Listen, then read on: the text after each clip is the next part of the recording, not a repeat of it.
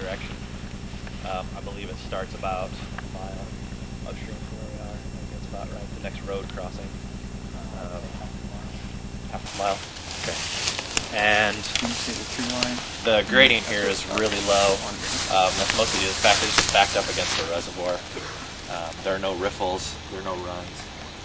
This is basically lake habitat in the shape of a stream. It's been dredged within the last 2 years, on at least this side, to try and I imagine that was to try and increase the flow. But there's really not much you can do here. The bottom is almost 100% silt or muck, and that has a lot to do with the fact that the flow just isn't high enough to move that through. That's not conducive to good biological habitat. When we sampled here, we actually get mostly lake species. There's a lot of in-stream cover. There's a fairly thick riparian zone everywhere except just upstream past the right of the bridge. But the fact that the flow is so low here,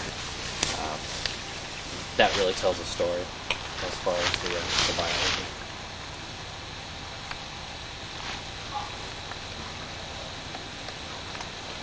Then either of our sampling passes, which I'm sure is due to the fact that they're draining the reservoir. You can see that it's probably a good, I think the lowest we sampled it was probably a good foot deeper than it is right now.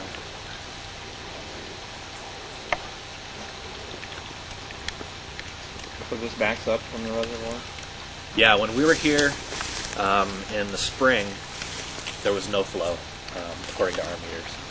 It does move, you can tell, especially after the rains, I'm sure, but There's a little bit of riffle down there. yeah, but for the most part, there's not much moving through here.